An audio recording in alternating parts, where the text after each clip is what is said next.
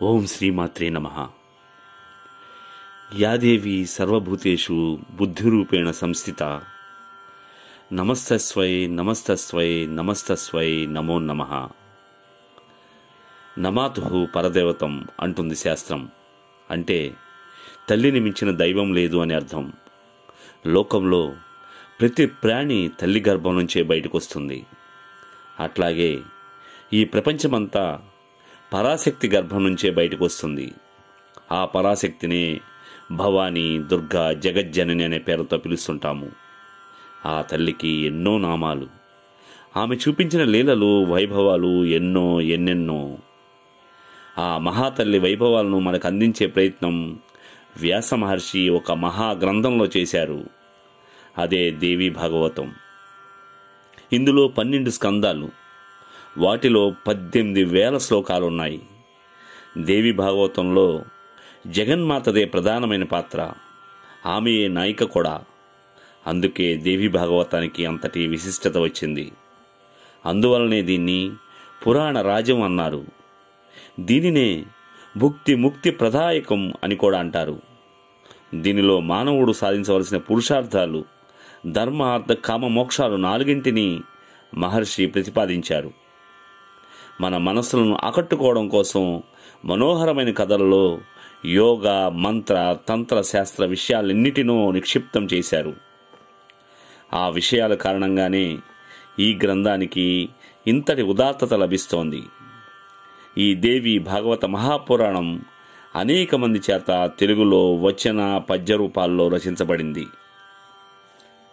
అందులో పద్య రూపాల్లో ములుగు పాపయారాధ్య ఆచార్యులు వారు అగ్రగణ్యులు. దాసు శ్రీరాములు గారు, త్రిపురన తమ్మన దొరగారు, తిరుపతి వెంకట కవులు, నూరి నరసింహశాస్త్రి గారు, ఇలా ఎందరో ఈ గ్రంథాన్ని వారి వారి మనసులకు తోచినట్లు రచించారు. వీరందరి రచనలు దేవి భాగవత ప్రశస్తాన్ని, ప్రాచుర్యాన్ని మనందరికీ అందిస్తున్నాయి. ఆంధ్రదేశంలో పుట్టిన వారందరికీ ఇలవేల్పు విజయవాడ ఇంద్రకీలాద్రి మీద కొలువైన కనకదుర్గమ్మ. ఆమె అమ్మలందరినీ కన్న అమ్మ, చాలా పెద్దమ్మ. దేవతలందరికీ కూడా ఆమెయే అమ్మ. అమ్మని గురించి ఎంతగానో చెప్పినా నాకు కూడా ఆమెను గురించి నాకు తోచినంత వరకు చెప్పాలని అనిపించింది. ఎవరికి వారికి వాళ్ళ అమ్మ గొప్పది కదా. మరి అటువంటి తల్లిని గురించి చెప్పాలని, చదవాలని ఎవరికి అనిపించదు? ఏది లేకపోయినా బ్రతకగలం, కానీ శక్తి లేకపోతే మనమే ఉండలేని పరిస్థితి వస్తుంది. అందరికీ శక్తిని ప్రసాదించేది కాలమే ఆమె స్వరూపం. ఆమె క్రీగంటి చూపులోనే సౌందర్యమే ఈ ప్రపంచమంతా. మనమందరం ఇప్పటికీ ఎన్నిసార్లు పుట్టామో, ఎంతమంది తల్లుల గర్భాల్లోంచి బయటకు వచ్చామో, ఎప్పుడు బండి చక్రంలా తిరుగుతూ, పుడుతూ, మరణిస్తూ ఉండడమేనా? ఆ తిరిగే చక్రాన్ని ఆపాలనే ఆలోచన కలగాలన్నా, ఆ ప్రయత్నం చేయాలన్నా అమ్మ అనుగ్రహం కావాలండి. ఆమె అనుగ్రహం పొందాలంటే ఆమె ఎవరో, ఎలా ఉంటుందో, ఏమి చేస్తుందో, అసలు ఆమె ఎట్లా తెలుస్తుందో తెలుసుకోవాలి కదా మనం. ఇక నెమ్మదిగా ఈ జగన్మాతను గురించి తెలుసుకునే ప్రయత్నం చేద్దాం. శ్రీమాత్రే నమః. శ్రీమాత్రే నమః. శ్రీదేవి భాగవతం ప్రథమ స్కందము. కలికాలం రాబోతోందని భయపడ్డ మహర్షులంతా బ్రహ్మదేవుడి ఆజ్ఞ ప్రకారం నైమిశారణ్యానికి చేరుకున్నారు. నిరంతరం యజ్ఞయాగాదులు చేస్తూ కాలం గడుపుతున్నారు. మధ్య మధ్యలో పురాణాలు వింటూ అమూల్యమైన కాలాన్ని సద్వినియోగం చేసుకుంటున్నారు. 18 పురాణాలు రచించిన వ్యాస భగవానుడికి సాక్షాత్తు శిష్యుడైన సూతుడు సౌనకాది మహర్షుల కోరికను అనుసరించి ఒక్కొక్క పురాణాన్ని వినిపిస్తున్నారు. అక్కడ ఉన్న మహర్షులంతా భక్తి శ్రద్ధాసక్తులతో వింటున్నారు. ఒకరోజు సౌనకుడు సూత మహర్షితో, మహానుభావ, ఓ సూత మహర్షి, మీరు 18 పురాణాలను క్షుణ్ణంగా చదివారు. మీరు పుణ్యాత్ముడివి. గురు అనుగ్రహం వల్ల మీకు పురాణ లక్షణాలు, వాటిలోని రహస్యాలన్నీ పూర్తిగా అర్థమైనాయి. పైగా వినేవాళ్ల శరీరాలు పులకరించేట్టుగా పురాణం చెప్పగల సమర్థులు మీరు. మా అదృష్టం వల్ల మీరు ఈ నైమిశారణ్యానికి వచ్చారు. కనుక మీ రాకతో మేమంతా ధన్యులమయ్యాము.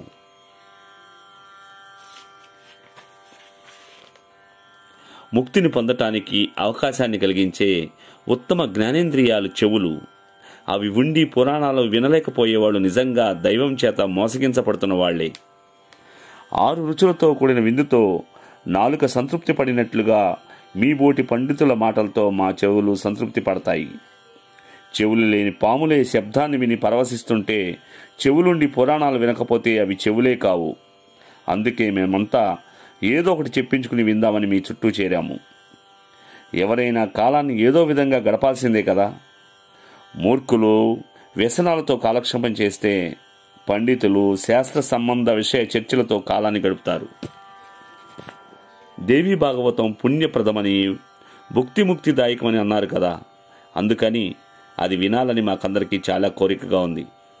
ఇప్పటికీ చాలా పురాణాలు చెప్పారు. అయినా భగవంతుడి కథలు ఎన్ని విన్నా సంతృప్తి కలగదు. ఇంకా ఇంకా వినాలనిపిస్తుంది. యజ్ఞ యాగాలెన్నో చేశాము. అవన్నీ స్వర్గప్రాప్తిని కలిగిస్తాయి. కృష్ణ పరమాత్మ చెప్పినట్లుగా క్షీణే పుణ్యే మత్స్యలోకం విశంతి. పుణ్యం ఖర్చు అయిపోగానే మళ్ళీ ఈ భూమి మీదే పుట్టాలి, సుఖదుఖాలు అనుభవించాలి. ఈ ప్రపంచమంతా సత్వ రజ స్తమో గుణాలతో కూడిన చక్రం. దీనిలో పడి తిరిగే మానవులకి ముక్తి ఉండదు కదా. కనుక ముక్తికి మార్గమైన జ్ఞానాన్ని కలిగించే పరమ పవిత్రమైన అతి రహస్యమైన ముక్తిని పొందాలనే కోరిక గల వాళ్లకు ఇష్టమైన శ్రీదేవి భాగవతాన్ని మాకు వినిపించమని ప్రార్థించారు. దానికి సూత మహర్షి ఇలా అంటున్నారు: ఓ సౌనకాది మహర్షులారా, వేద సమ్మతమైన భాగవతాన్ని వినిపించమని నన్ను మీరు అడగటం వల్ల నేను పవిత్రునయ్యాను. అదృష్టమంటే నాదే. తప్పకుండా చెప్తాను, శ్రద్ధగా వినండి. శ్రీదేవి భాగవతం సమస్త వేదాలకు, సమస్త శాస్త్రాలకు, సమస్త ఆగమాలకు సారాభూతం, అతి రహస్యం. అయినా శ్రద్ధతో మీరు అడిగారు కనుక యోగులకు ముక్తిని ప్రసాదించే, బ్రహ్మాది దేవతలు సేవించే, మునీంద్రులు ధ్యానించే ఆ జగన్మాత పాదపద్మాలకు నమస్కరించి మీకు చెప్పటం మొదలు పెడుతున్నాను. శ్రీదేవి భాగవతం పురాణాలన్నింటిలోనూ ఉత్తమం, సమస్త రసాలకు నిలయం, భగవతి అనే పేరుతో ప్రసిద్ధం. ఇందులో కథానాయిక శక్తి, విద్య, పర, సర్వజ్ఞ, భవబంధ విచ్ఛేద నిపుణ మొదలైన పేర్లతో స్తోత్రం చేయబడుతుంది. మహామునులైన వాళ్ళకి ధ్యానంలో మాత్రం కనిపించే ఆ పరాశక్తి ఈ పురాణంలో ప్రత్యక్షంగా దర్శనమిస్తుంది. సమస్త సిద్ధులను ప్రసాదిస్తుంది.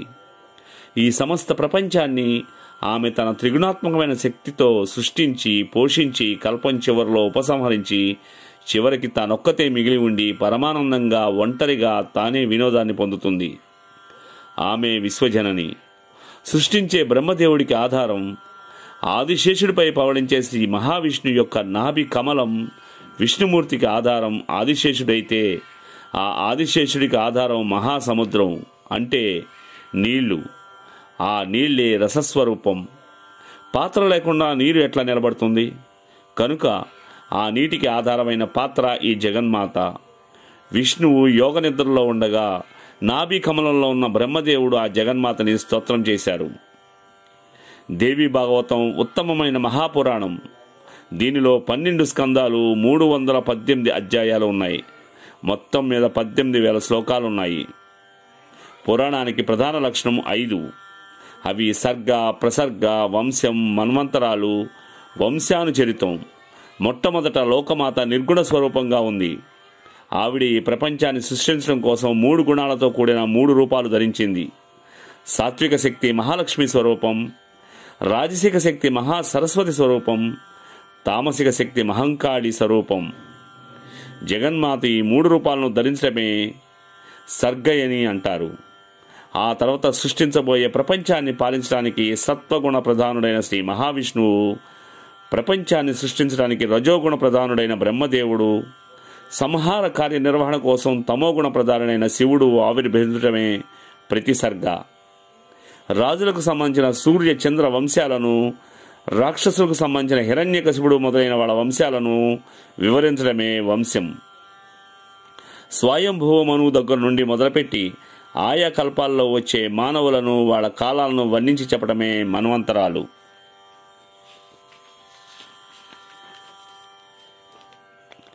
ఆయా మన్వంతరాల్లో ఉండే వాళ్ళ వంశాల వరుసలను గురించి చెప్పడమే వంశానుచరితం. ఇక పురాణాల గురించి చెప్తాను. వ్యాసుడు రచించిన పురాణాల పేర్లలో మొదటి అక్షరాలతో కూడిన శ్లోకాన్ని చెప్తాను. అది గుర్తుపెట్టుకుంటే పురాణాల పేర్లని జ్ఞాపకం ఉంటాయి. మద్వయం, భద్వయం, చైవవ్రతత్రయం, వచతుష్టయం, ఆ నా పా లింగ కూస్ కాని పురాణి ఫృదవక్. మొదటి మత్స్యపురాణం, ఇందులో 14,000 శ్లోకాలు. రెండవది మార్కండేయ పురాణం, దీనిలో 9,000 శ్లోకాలు. తర్వాత మద్వయం అంటే ఈ 2. మూడవది భవిష్య పురాణం, ఇందులో 14,500 శ్లోకాలు. నాలుగవది భాగవతం, దీనిలో 18,000 శ్లోకాలు.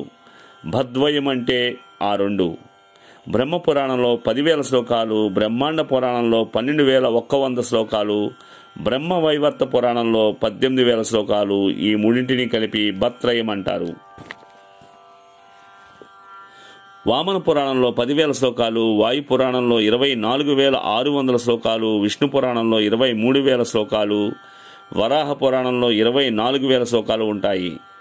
ఈ నాలుగింటిని కలిపి చతుష్టయం అంటారు. అగ్ని పురాణంలో 16,000, నారద పురాణంలో 25,000, పద్మ పురాణంలో 55,000, లింగ పురాణంలో 11,000, గరుడ పురాణంలో 19,000, కూర్మ పురాణంలో 17,000, స్కాంద పురాణంలో 81,000 శ్లోకాలు ఉంటాయి. వీటిని ఆ నా ప లింగ కూస్కాలు అంటారు. ఇవి కాక ఉపపురాణాలు మరో 18 పురాణాలు ఉన్నాయి. అవి సనత్కుమార, నారసింహ, నారదీయ, శివ, దౌరుణ, కాపిల, మానవ, జౌసై, జౌషనన, వారుణ, కాళిక, సాంబ, నంది, సౌర, పారాసుర, ఆదిత్య, మహేశ్వర, భాగవత, వాసిష్ఠ పురాణాలు. ఇవి కాక వ్యాసుడు మహాభారతాన్ని కూడా రచించాడు. ఆ తర్వాత ఆయా యుగాల్లో ఆవిర్భవించిన వ్యాసులను గురించి వివరంగా చెప్పారు. పూర్వము వ్యాసుడు సరస్వతి నది తీరంలో తన ఆశ్రమంలో నివసిస్తున్నారు. తపస్సు చేసుకుంటున్న మహర్షికి ప్రతిరోజు ఒక పిచ్చుకల జంట కనిపించేది. వాటి మధ్య ఉన్న అనురాగం మహర్షికి ఆశ్చర్యాన్ని కలిగించింది. పిచ్చుక పిల్లకి నోటిలో ఆహారం అందించే దృశ్యం వ్యాసుడి మనసును ఆకర్షించింది. పక్షులకి ఇంతటి ప్రేమానురాగాలుంటే మానవులకి ఇంకా ఎంత ఉంటుందో. వివాహం చేసుకున్న దంపతులు వారి అనురాగ ఫలితాలైన పుత్రులను చూసి ఆనందిస్తారు. వార్ధక్యంలో సంపాదించిన సుఖం పెడతారు. ఇవన్నీ చేసినా చేయకపోయినా చివరికి చితుకు నిప్పు అంటిస్తారు కదా, గైలో శ్రాద్ధం పెడతారు కదా. సంసారంలో ఎన్ని సుఖాలున్నా కన్న కుమార్ని తనివి తీరా కౌగిలించుకుని లాలించడం అనేవి 2 ఉత్తమమైన సుఖాలు. అపుత్రస్య గతిర్నాస్య అంటారు కదా. ఉత్తమగతులను కలిగించేవాడే పుత్రుడు అనుకుంటూ అనేక విధాలుగా ఆలోచిస్తున్న వ్యాసుడి మనస్సు వికలమైంది. ఏదేమైనా సరే పుత్రుడి కోసం తపస్సు చేయాలని గట్టిగా నిర్ణయించుకున్నాడు. మేరు పర్వతానికి చేరుకున్నాడు. ఎవరిని గురించి తపస్సు చేయాలా అని ఆలోచిస్తున్న వ్యాసుడి దగ్గరికి నారదుడు వచ్చారు. నీ హృదయ పద్మంలో ఆ మహాదేవి పాదపద్మాలను ధ్యానించు, నీ కోరిక తీరుతుందని సలహా ఇచ్చారు.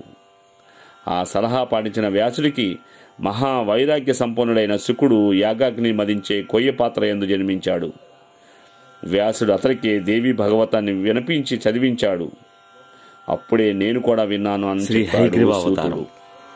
ఒకప్పుడు శ్రీ మహావిష్ణువు 10,000 సంవత్సరాల పాటు రాక్షసులతో మహాభయంకరంగా యుద్ధం చేసి అలసిపోయి సమానమైన ప్రదేశంలో ఎక్కుపెట్టిన ధనస్సును నేల కానించి పెట్టుకుని పై కొసకి గడ్డం ఆనించి శరీర భారాన్నంతా ధనుసుపై మోపి నిలబడే విశ్రాంతి తీసుకుంటున్నాడు. అలసట వలనో దైవయోగం వలనో విష్ణుమూర్తికి నిద్ర పట్టింది. అది గాఢ నిద్రగా మారింది. చాలా కాలం గడిచిపోయింది. యజ్ఞపురుషుడు శ్రీ మహావిష్ణువే కదా. దేవతలంతా యజ్ఞం చేయాలనుకున్నారు. విష్ణుమూర్తి అనుమతి తీసుకుందామని వైకుంఠానికి వెళ్లిన దేవతలకు అక్కడ విష్ణుమూర్తి కనిపించలేదు. దివ్య దృష్టితో చూశారు. యుద్ధరంగంలో ధనుస్సును ఆధారంగా చేసుకుని నిలబడి నిద్రపోతున్న విష్ణువు కనిపించాడు. హఠాత్తుగా అందరూ కలిసి అక్కడికి వెళ్లారు. అంతమంది రాక వల్ల ఏర్పడిన శబ్దానికి కూడా కేశవుడు లేవలేదు.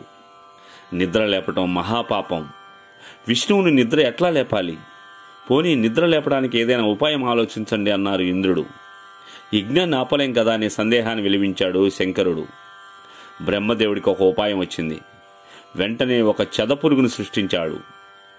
ఆ పురుగుని వింటి నారిని తినమని ఆదేశించాడు. అప్పుడు ధనస్సు కింద జారుతుంది. విష్ణువు నిద్రలేస్తాడు. దేవతలనుకున్న పని పూర్తవుతుంది అని ఒక ఆలోచన చెప్పాడు. బ్రహ్మదేవుడు చెప్పిన ఉపాయం అందరికీ నచ్చింది. కానీ ఆ చెదపురుగుకి ఒక సందేహం వచ్చింది.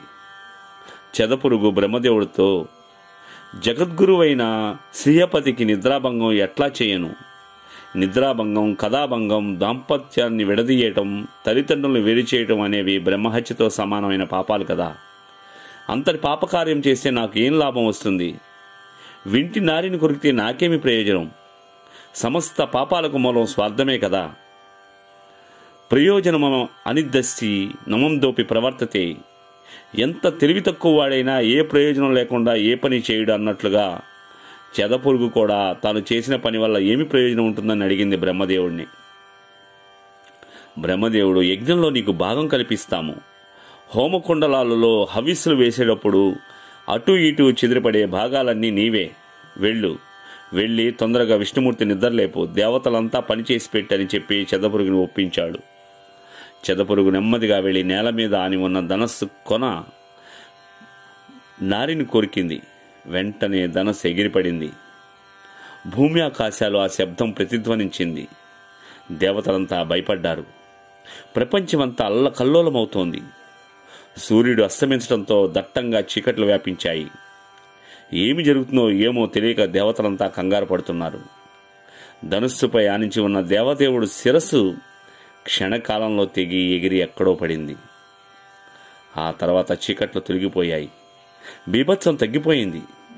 శిరస్సులోని మొండెమే కనిపించింది. అది చూచి దేవతలు భయపడ్డారు, ఆశ్చర్యపోయారు, గొల్లుమన్నారు. ఇంతటి దారుణం ఎలా జరిగింది? దేని చేత ఛేదించడానికి వీలు కాని అచ్యుతుడు కదా. మా స్వార్థం గురించి ఆలోచించి యజ్ఞపురుషుడైన నిన్నే పోగొట్టుకున్నాము. స్వార్థం ఎంతటి పనైనా చేస్తుందనగా మేము చేసిన పని నిదర్శనం. మేము చేసిన స్వయంకృతాపరాధం ఇది. ఎవరిని మాత్రం ఏమంటాం? ఇక మమ్మల్ని రాక్షసుల బారి నుంచి ఎవరు రక్షిస్తారు అంటూ దుఃఖిస్తున్నారు. దేవతల గోడు వింటున్న దేవగురువు బృహస్పతి, దుఃఖించకుండా ధైర్యం తెచ్చుకోండి, ఉపాయం ఆలోచించండి, మీ బుద్ధికి పదును పెట్టండి. దైవ బలము, పురుష ప్రయత్నము రెండూ సమానమే. ఇప్పుడు మనం ఉపాయాన్నే ఆలోచించాలి. అన్ని వేళలా అన్ని విధాలా దైవం కన్నా పురుష ప్రయత్నమే ఫలిస్తుందన్నాడు. బృహస్పతి మాటలకి ఇంద్రుడికి కోపం వచ్చింది. పౌరుషం ఎందుకు పనికొస్తుంది? దైవశక్తికి మించింది మరొకటి లేదు. దైవశక్తికి తిరుగు లేదు. లేకపోతే మనందరం చూస్తుండగానే విష్ణువు శిరస్సు ఎలా ఎగిరిపోతుంది అన్నారు. జరిగిన సంఘటన వల్ల కలిగిన ఆశ్చర్యం నుంచి తేరుకున్న మా బ్రహ్మదేవుడు, దేవేంద్ర, శుభమైన అశుభమైన కాలమే తెచ్చిపెడుతుంది. ఎంతటి వాళ్ళైనా దాన్ని అనుభవించి తీరాల్సిందే. దైవ ఘటన నుండి తప్పించుకునే బయటపడటం ఎవరికీ వీలు కాదు. శరీరం ఉన్నంత వరకు సుఖదుఖాలనేవి తప్పదు. ఒకసారి శివుడు నా శిరస్సును ఖండించాడు. శివుడికేమో శాపం వల్ల లింగపాతకమైంది కదా. అలాగే ఇప్పుడు శ్రీహరి శిరస్సు ఏ సముద్రంలో పడిపోయి ఉంటుంది. నువ్వు మాత్రం దేవేంద్రుడివి కదా. నీకు శరీరమంతా పొరలు వచ్చాయా? బంగారు సింహాసనం ఎన్నిసార్లు నీ చేయి దాటిపోయింది. రాజభ్రష్టుడివై ఎక్కడెక్కడో తలదాచుకున్నావు కదా.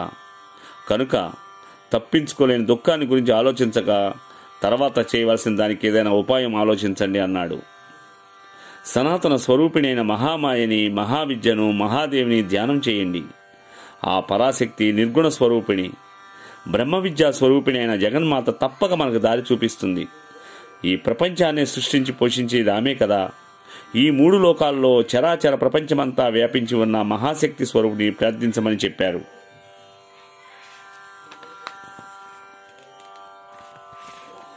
బృహస్పతి సలహా మేరకు దేవతలంతా మహామాయదేవిని స్తోత్రం చేయటం మొదలుపెట్టారు. బ్రహ్మదేవుడి 4 ముఖాల నుంచి వేదాలు 4 మాతృసూక్తాన్ని గానం చేశాయి.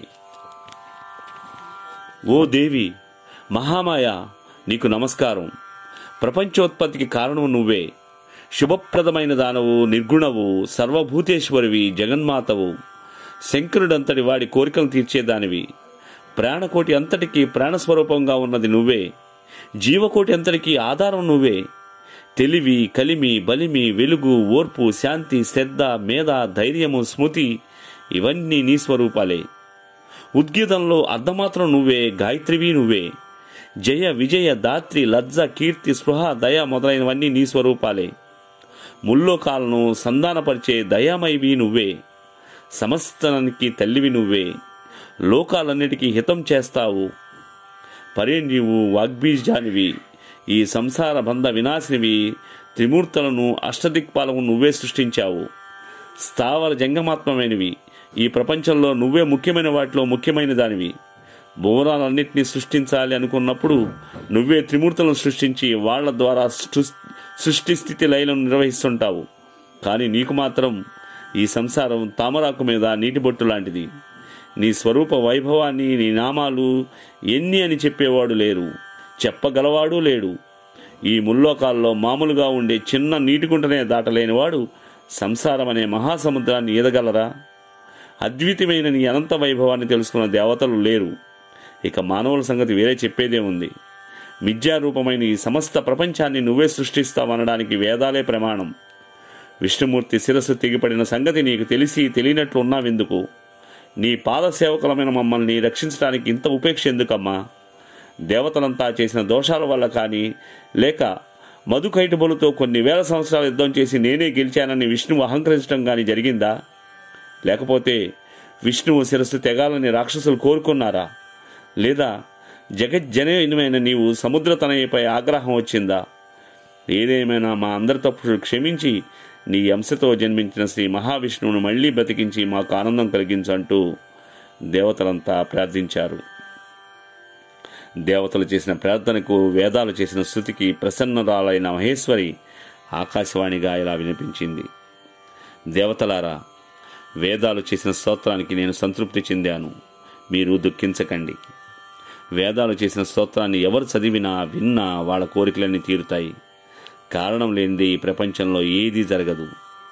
విష్ణువు శిరస్సు తెగిపోవడానికి కూడా ఒక కారణం ఉంది. శ్రీ మహావిష్ణువు ఒకరోజున మహాలక్ష్మిని చూసి నవ్వారు.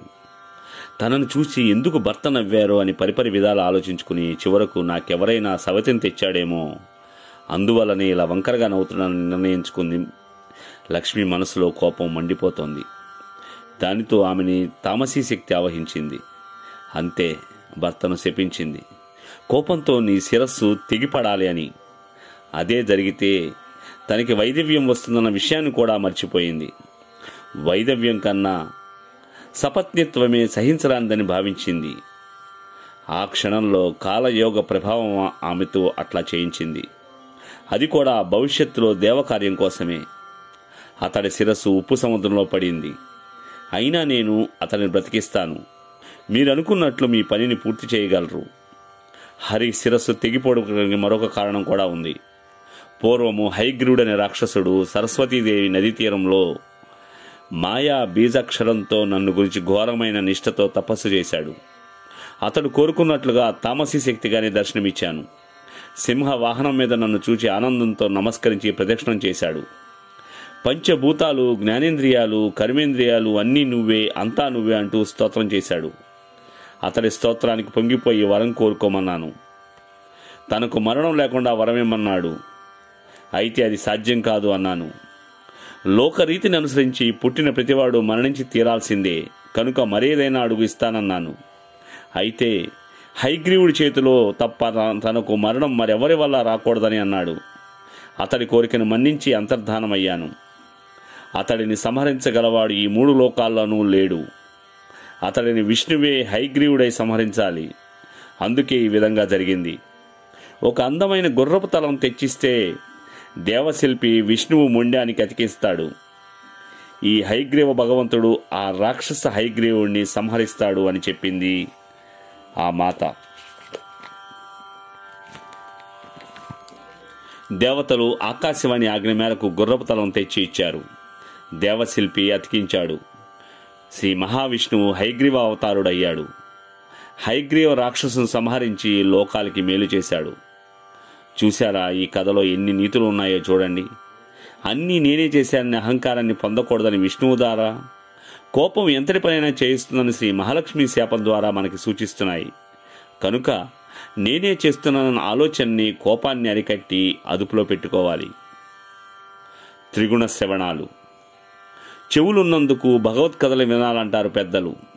ఆ వినడం 3 రకాలు: సాత్విక శ్రవణం, రాజసిక శ్రవణం, తామసిక శ్రవణం. వేదశాస్త్రాన్ని వినడం సాత్విక శ్రవణం. స్త్రీ పురుష సంబంధాత్మకమైన సాహిత్య విషయాన్ని వినడం రాజసిక శ్రవణం. యుద్ధ వార్తలను, ఇతర దోషాలను వినడం తామసిక శ్రవణం. అసలు వినకపోతే ఎందుకు వినాలి అంటే, సృష్టిలో సమస్త జీవరాశులకు తినడం, తిరగడం, శారీరక సుఖాన్ని అనుభవించడం అనే మూడు సమానమే. కానీ మానవుడికి మాత్రమే వినడం అనే గొప్ప వరాన్ని ఇచ్చాడు భగవంతుడు. అదే మానవుడికి ఉన్న విశేషం. మిగిలిన ఏ జీవికి జ్ఞానం కానీ, వివేకం కానీ, మోక్షాసక్తి కానీ ఉండవు. సాత్విక శ్రవణం మళ్ళీ 3 రకాలు. అవేంటంటే, మోక్షాన్ని ప్రసాదించే విషయాలు వినడం ఉత్తమం, స్వర్గాన్ని ఇచ్చే విషయాలు వినడం మాధ్యమం, భోగఫలాన్ని ప్రసాదించే విషయాలు వినడం అధమం. అదేవిధంగా సాహిత్యము 3 విధాలు. భార్యాభర్త సంబంధ కథలు వినడం ఉత్తమ సాహిత్య శ్రవణం, వేశ్యా వృత్తాంతాలను వినడం మధ్యమం, అక్రమ సంబంధాలను వినడం అధమం. తామక శ్రవణం 3 విధాలు. ధర్మస్థాపన కోసం దుర్మార్గులను, పాపాత్మలను సంహరించే యుద్ధగాథలు వినడం ఉత్తమం, కౌరవ పాండవులుగా విశేషమైన ద్వేషంతో కొట్టుకుంటూ ఒకరినొకరు చంపుకునే విషయాలు వినడం మధ్యమం, కారణం లేని కలహాలకు, వివాదాలకు ప్రాధాన్యమిచ్చి వినడం అధమం. కనుక చెవులున్నందుకు సార్థకత చెందాలంటే పురాణ శ్రవణం చెయ్యాలి. అది లభ్యం కావాలంటే మహాపురుషుల సాంగత్యం లభించాలి. మూర్ఖులతో చేసే స్నేహం విషం కంటే భయంకరమైనది. నీ బోటి సజ్జనులతో చేసే మైత్రి అమృతంతో సమానం కదా.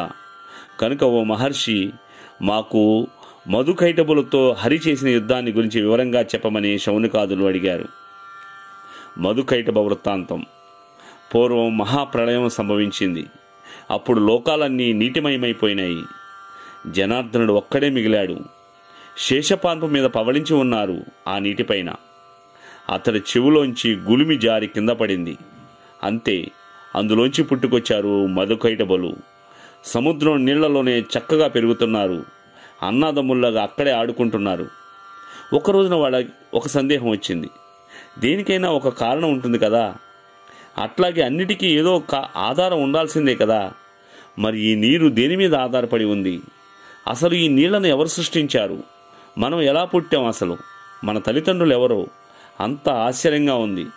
అందుకే అంటుంటుంది ఉపనిషత్తు, ఆశ్చర్య వత్పశ్యతి కశ్చిదేనం. ఈ విధంగా మాట్లాడుకుంటున్న కైటబుడి బుద్ధిలో ఒక ఆలోచన వచ్చింది.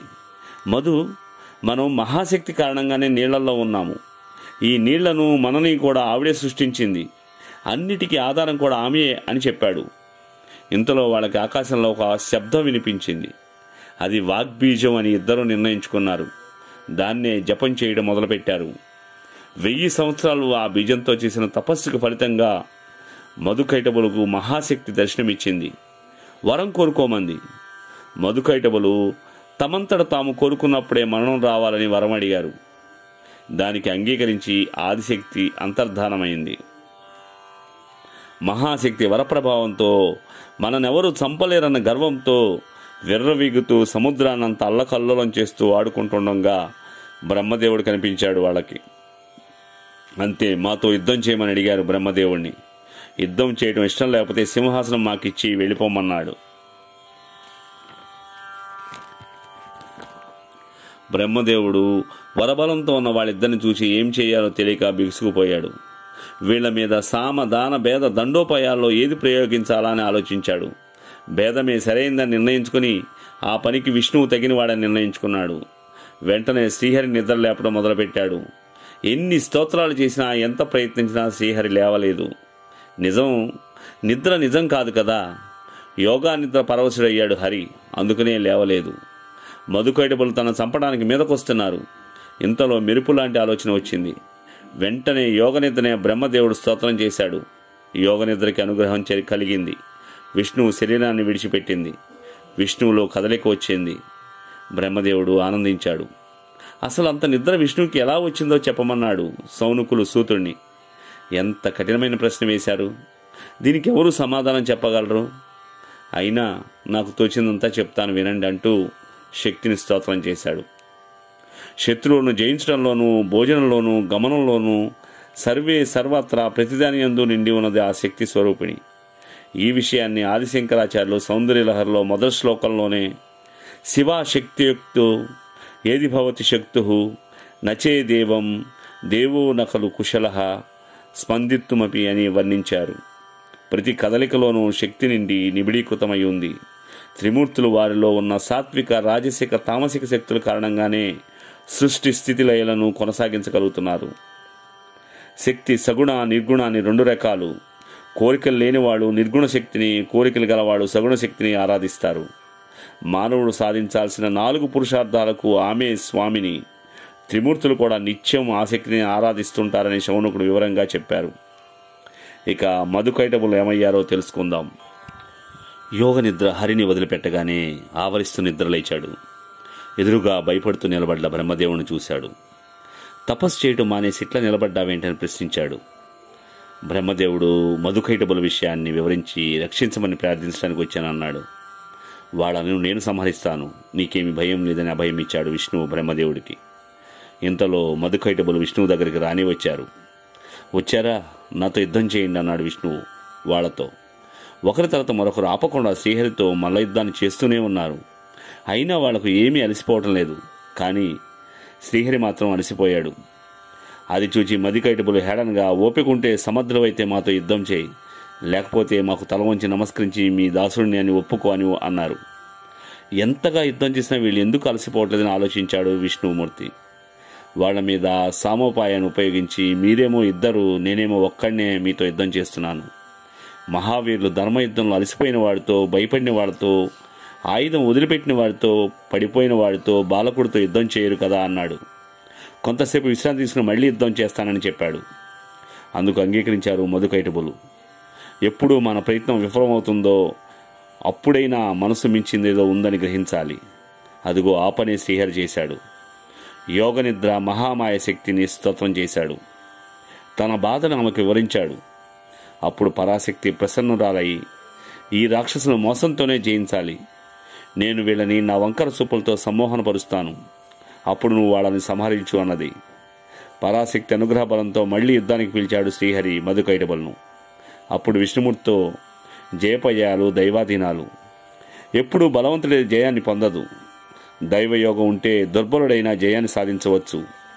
ఇదివరకు ఎందరో రాక్షసులను చంపి దానవ వైరిని అయ్యాను కదా, ఇప్పుడు మాతో ఓడిపోతున్నావంటే అన్నారు కైటబులు. ఆ మాటకు పౌరుషం వచ్చింది విష్ణుమూర్తికి. మధుకైటబులు శ్రీహరి మహాభయంకరంగా యుద్ధం చేస్తున్నారు. అయినా వాళ్ళు విష్ణువుకి స్వాధీనం అవటం లేదు. శ్రీహరి పరాశక్తి వంక చూశాడు. ఆ పరాశక్తికి లాభం లేదనుకుని మధుకైటబులు చూస్తూ పెద్దగా నవ్వింది. ఆమె నవ్వు, చూపులు మధుకైటబులను హింసించాయి. ఇద్దరూ తదేకంగా ఆమెనే చూస్తూ నిలబడిపోయారు. అప్పుడు శ్రీహరి మధుకైటబులతో, మీరు చేసే యుద్ధానికి నేను ఆశ్చర్యపోతున్నాను. మీతో సమానమైన వాళ్ళు ఇంతవరకు చూడలేదు, వినలేదు. కనుక ఒక వరం ఇస్తాను, కోరుకోమన్నాడు. మధుకైటబులకు అభిమానం తలెత్తింది. జగదానందకారిణిని చూస్తూ తల కూడా తిప్పకుండానే, నువ్వు మాకేమిస్తావు, మేమే నీకు వరం ఇస్తాం, కోరుకో అన్నారు. అంతే. అడిగిందే తడువుగా, అయితే మీరిద్దరూ ఇప్పుడు నా చేతిలో మరణించాలన్నాడు శ్రీహరి వాళ్లతో. మధుకైటబులు అందులోని అసలు విషయాన్ని తెలుసుకుని మోసపోయామని గుల్లుమన్నారు. మరుక్షణంలో తేరుకుని, ఇందాక నువ్వు మాకు వరం ఇస్తాన్నావు కదా, కనుక మాట మార్చకుండా ఇస్తానన్న వరం ఇవ్వు. అదేంటంటే, నీరు లేని విశాలమైన ప్రదేశంలో మమ్మల్ని నువ్వు సంహరించాలి అని అడిగాడు. అంతా నీటిమయం కదా, మనల్ని ఎలాగో సంహరించలేడు కదా అని ఎత్తువేశారు ఆ మధుకైటబులు. మహావిష్ణువు వారి కోరికను మన్నించి సుదర్శన చక్రాన్ని స్మరించాడు. తన తొడల భాగాన్ని విశాలంగా పెంచాడు. మధుకైటబులిద్దరినీ తన తొడల మీద నిలబెట్టుకున్నాడు. వాళ్ళు 1000 యోజనాలంతగా వాళ్ళ శరీరాన్ని పెంచేశారు. విష్ణువు 2000 యోజనాలుగా తన తొడలను కూడా పెంచాడు. వెంటనే చక్రంతో వాళ్ళిద్దరి శిరస్సులను ఖండించాడు. వాళ్ళిద్దరి శరీరంలోని కొవ్వంతా సముద్రమంతా వ్యాపించింది. ఆ తర్వాత నుంచి భూమి మేదిని అయ్యింది. అందుకే తల్లులు పిల్లలకు మట్టిని తినకూడదని చెప్తూ ఉంటారు. ఈ కథలో విష్ణువు మహాకైటబులను కూడా తన ప్రతాపంతో చంపలేరని తెలుసుకుని పరాశక్తిని శరణు వేడాడు. భగవతి అనుగ్రహంతో వాళ్ళను సంహరించారు. కనుక మనమే గొప్పని అనుకోకూడదు. మధుకైటబులు స్త్రీ పట్ల వ్యామోహాన్ని పొందటంతోనూ మా అంతటి వాళ్ళు లేరని విర్రవీగతంతోనూ వినాశాన్ని పొందారు. తాడి తన్నేవాడుంటే తలదన్నేవాడు ఇంకొకడు ఉంటాడని, స్త్రీ లవ్యం పనికిరాదని ఈ కథ ద్వారా మనం తెలుసుకోవాలి.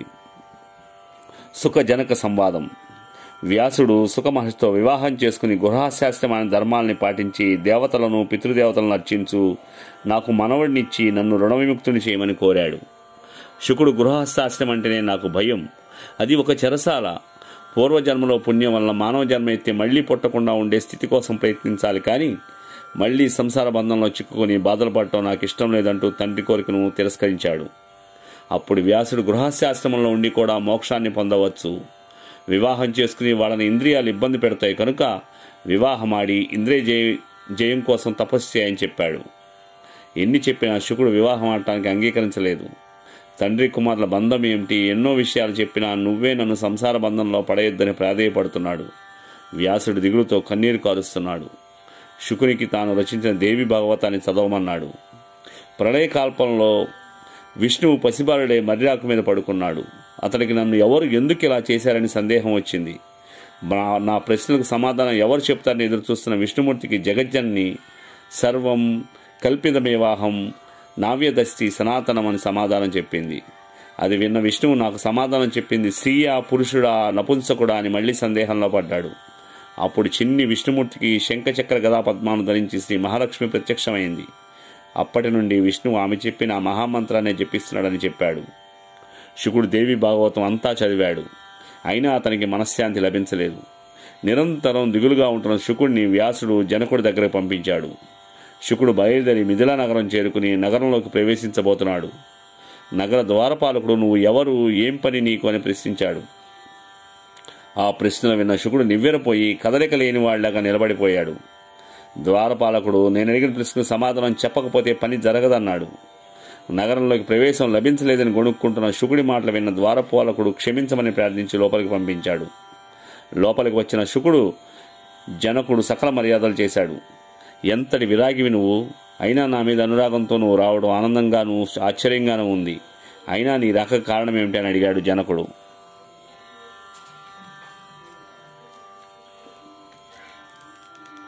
నా తండ్రి నన్ను గృహశాస్త్రం స్వీకరించమంటున్నాడు. దాన్ని తిరస్కరించి మా మాటల మధ్యలో వచ్చిన నీ ప్రస్థానం వలన తండ్రి మాట ప్రకారం నిన్ను చూడాలని వచ్చానని చెప్పాడు శుకుడు. నేను మోక్షం పొందాలనుకుంటున్నాను.